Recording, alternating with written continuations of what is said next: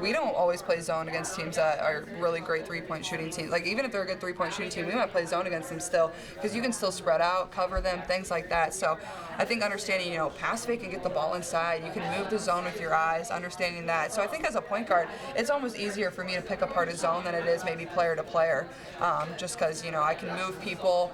They're not truly matched up to somebody.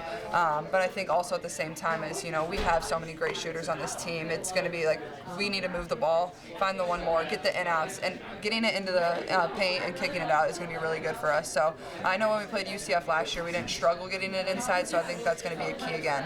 You're almost moving space in certain ways versus zone, like you Absolutely. just said.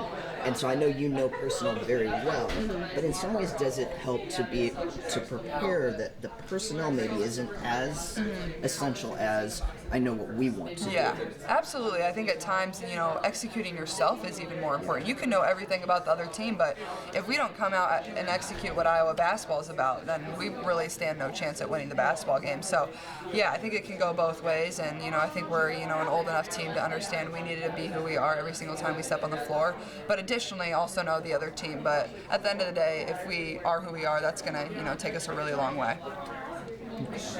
Yesterday, when I was asking some players about Georgia, not many people knew a whole lot about the team quite yet, but today I know you're learning a lot. Is this one of the kind of weird challenges of the NCAA tournament? Just like, you want to focus on the game in front of you, but at the same time want to have maybe a little bit of a look ahead at who your next opponent might be? Yeah, and we've been working on their zone defense just because it is a little weirder since, that we saw the draw. Coach Bluder's been tossing little drills in to practice, so we have some preparation there. And I think even, playing them last year, I understand it was last year, but we do have experience going against it. But yeah, I think, that there's no excuses. The other team has the exact same time to prep as we do. There's no advantage there. So I think that's what makes it so fun. You got to take time outside of practice, outside of our film to, learn them and understand them and then come ready to play and execute. And at the end of the day, execute who we are more than anything. Yesterday, your Hy-Vee commercial dropped. A lot of people see. Have you seen the finished product? Yeah, I have. How would you rate your acting skills on a scale of 1 to 10? Oh, I'm an amazing actor. 11 out of 10. Come on now. Come on now. Overall, just what are the thoughts going into tomorrow's game? Another sellout and play in front of a crowd like this. How special is this going to be tomorrow? Yeah, this is our last time in Carver all year, and last time for two people that have meant so much to this program and just given their heart to this team, this university, been amazing friends to all of us as well. So more than anything, doing it for those two, I think there's not another chance to play on our home court, even if we wish that there could be, and enjoying the crowd, enjoying the environment, because hopefully we're traveling halfway across the country after tomorrow night's over, and I think just enjoying it and doing it for those two because they've done so much for this program, and they need to be appreciated and celebrated. Have the coaches brought up at all, or is there any conversation about Coach Abrahamson being an Iowa grad, being from the area? Does that get brought up at all?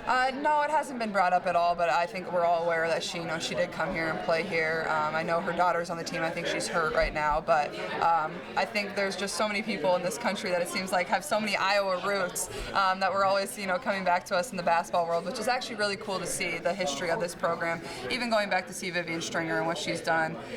So I think it's really cool, and that's something Coach Bluder even appreciates. She wants us to know the history of the women's game and what C. Vivian Stringer did and what Dr. Grant did. So it's definitely something we're all aware of. Is there a Big Ten opponent that Georgia even compares to? I know Kate kind of mentioned Northwestern just because they do something a little bit I guess different. Maybe you could say like a combination of Northwestern and Maryland. I think Maryland's physicality and athleticism mixed with kind of the funky zone that Northwestern plays, but at the same time, Georgia is, quite a bit taller in their post play, and the SEC is kind of just a different league than the Big Ten. I think, I'm not sure Georgia's really gone up against a team that has four perimeter scorers like we do from the three-point line, so I think that'll give them a different look, but still they have two, very strong post players on the block that we're going to have to guard. So, it'll be a unique matchup, but I think at the same time, we don't think we're a team that can be zoned, so it's going to be executing our stuff, taking care of the ball, being physical back with them, because when you get to this point of the season, a lot of fouls aren't going to be called. That's just how it goes, so you just got to expect it. Southeastern Louisiana was a team that prided themselves on their defense. I think Georgia's kind of the same way. How do you think you guys just like that matchup, maybe? Yeah, I think certainly. We believe we're one of the best offensive teams in the country, if not the best. I know we're the only team shooting over 50% from the field. So, when we execute and play who we are. That's really all we have to do. But at the same time, I think at times our defense gets overlooked. We are a good defensive team. We've worked really hard at improving in that area because we understand, if we want to advance farther than Sweet 16, it's going to be because of our defense. It's not going to be because of how many three-point shots we make. So, I think you got to be a team that can do both, and that's what we're going to do moving on from here.